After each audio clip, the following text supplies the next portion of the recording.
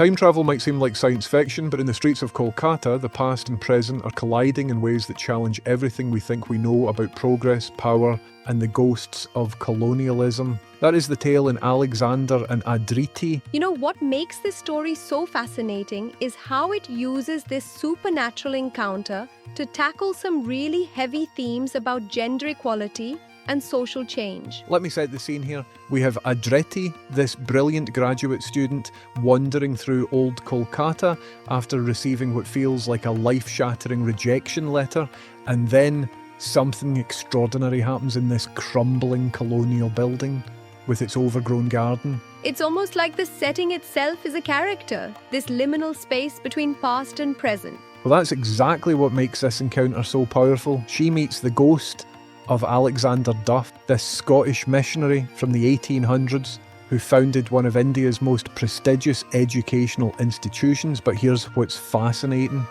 He doesn't just appear and announce himself, so he turns it into this intellectual game of deduction, challenging her to figure out who he is based on clues about his identity and the building's history. It's like, imagine suddenly finding yourself in a conversation with someone wearing 19th century clothes who seems to know more about you than they should. That must create such an interesting power dynamic. I mean, here's this young Indian woman face to face with someone who represents both educational progress and colonial oppression. And that's where things get really complex.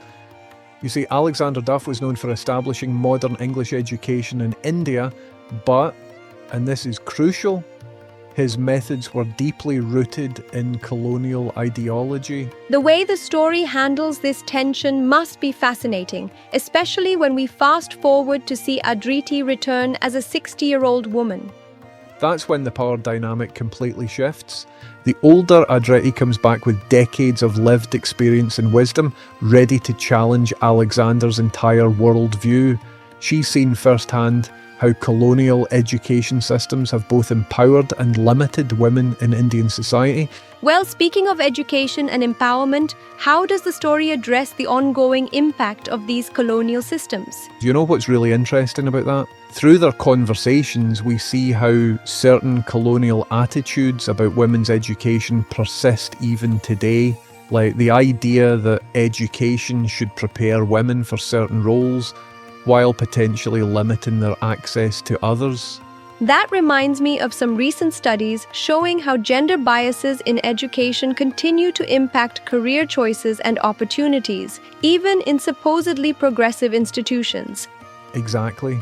And the story uses this supernatural encounter to explore these very real, contemporary issues. When young Aadriti first meets Alexander, she's dealing with personal crisis and systemic barriers that echo the very systems he helped put in place. The way their relationship evolves must be pretty compelling, from that initial adversarial meeting to something more collaborative. Yeah, and what's really powerful is how Alexander's character shows this capacity for growth and learning.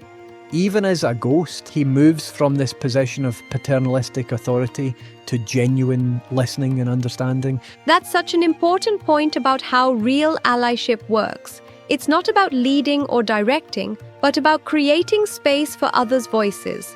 And the story drives this home in such a powerful way at the end, when older Aadriti offers Alexander her phone. It's this incredible moment that bridges centuries of change and development. So what do you think that gesture really represents in the broader context of the story? Well, it's like she's saying, here's what we've built, here's how far we've come, despite the systems you put in place, not because of them.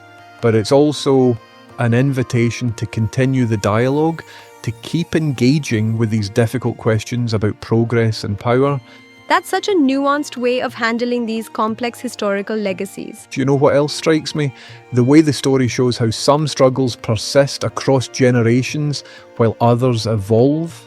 Like when young Aadriti first meets Alexander, she's dealing with immediate personal barriers, but when she returns as an older woman, she's addressing the broader historical context.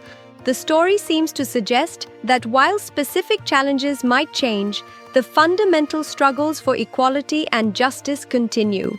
Exactly. And it raises these fascinating questions about progress. Are we really as far removed from these historical issues as we'd like to think? Or are we still dealing with their echoes in new forms? That's particularly relevant given current debates about decolonizing education and institutions.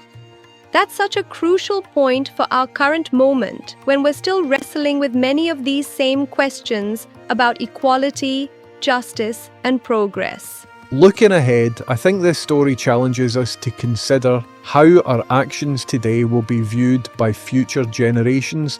What are the systems and structures we're putting in place now that might need to be questioned and reformed? Well, that's certainly something to think about as we continue to work toward a more equitable future. It is also a much healthier and balanced approach than the crude, childish, knee-jerk reactions of the cancel culture brigades. And maybe that's the real ghost story here. Not the supernatural encounter itself, but the way the past continues to haunt our present, shaping our institutions and attitudes in ways we're only beginning to understand. Alexander and Aadriti by Tannishtha Banerjee and P.T. Rose is available in paperback from lulu.com.